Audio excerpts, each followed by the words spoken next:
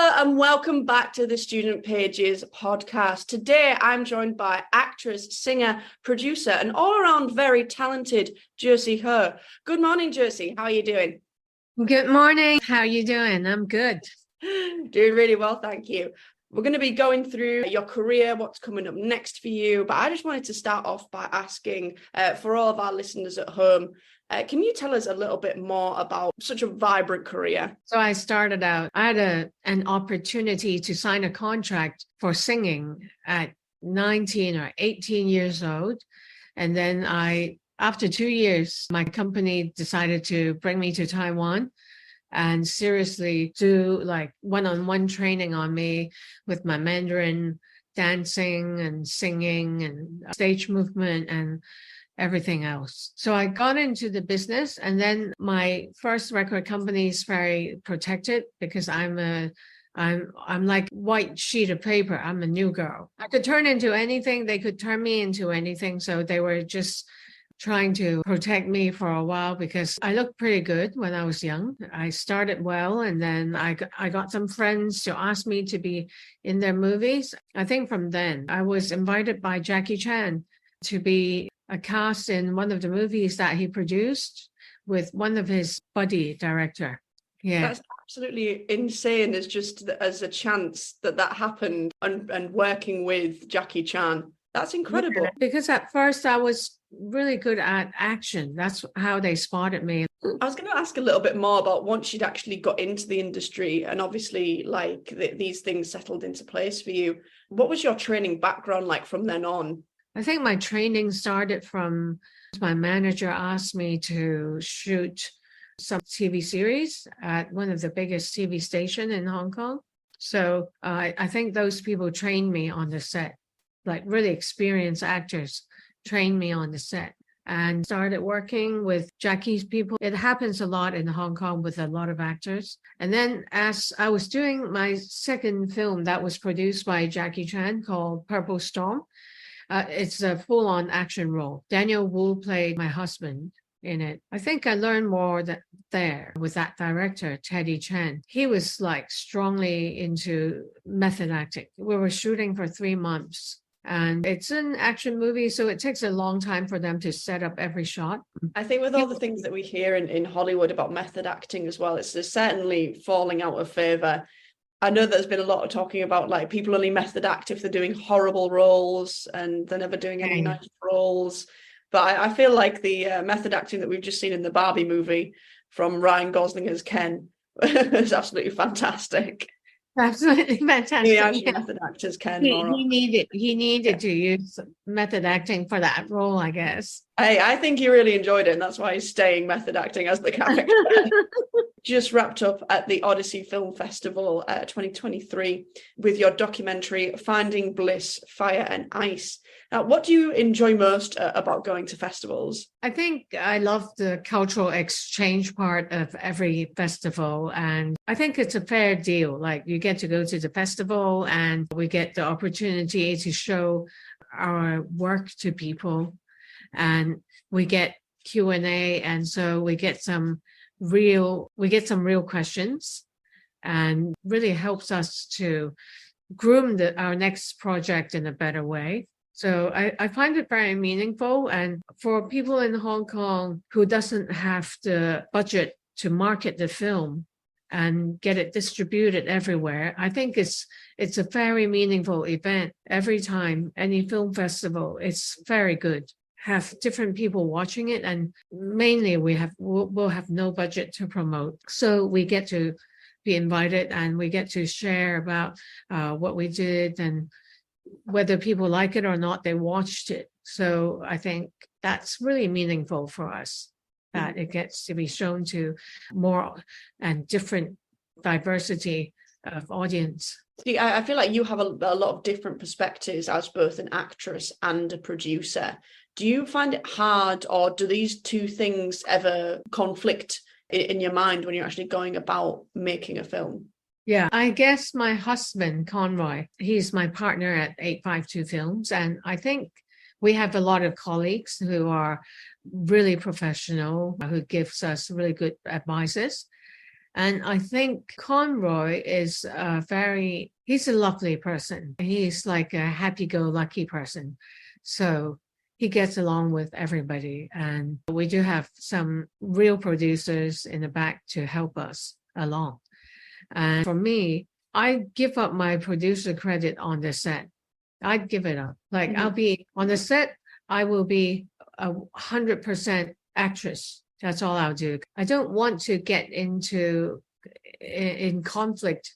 This is what we're trying to avoid, like conflict with other producers, investors, directors, and other actors. So I just go and be my actress on the set. I leave all that production stuff to my 852 producers, as well as Conroy.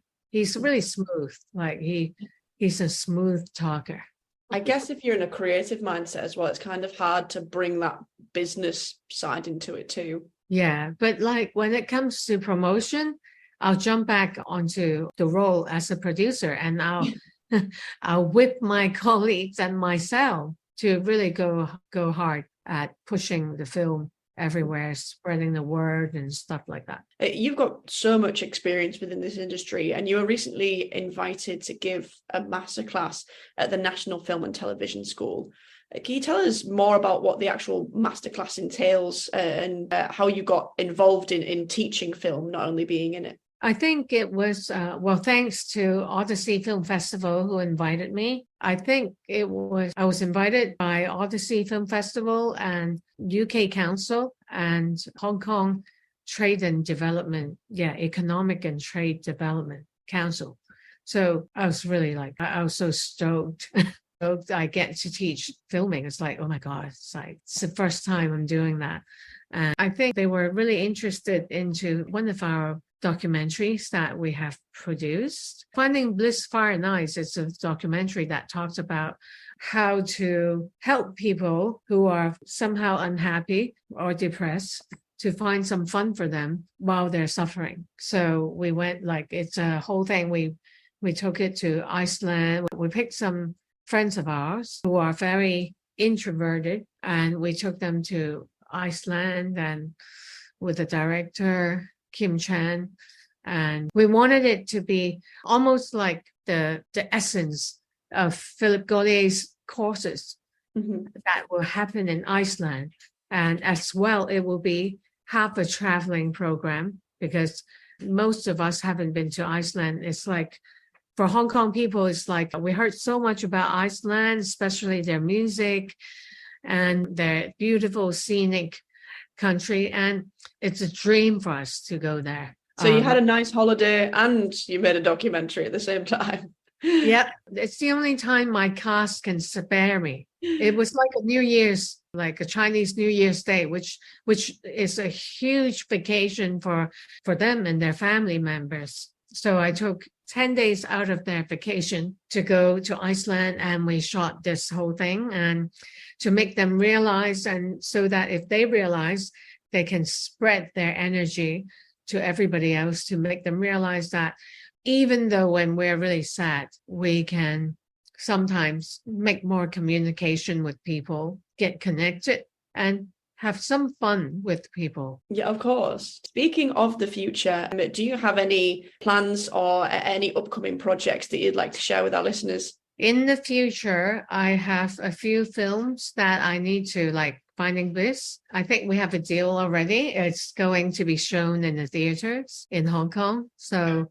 I think we're going to have to go crazy whipping people to promote it again and whipping myself and whipping other. But it's a happy thing. It's nice to spread blissfulness and happiness.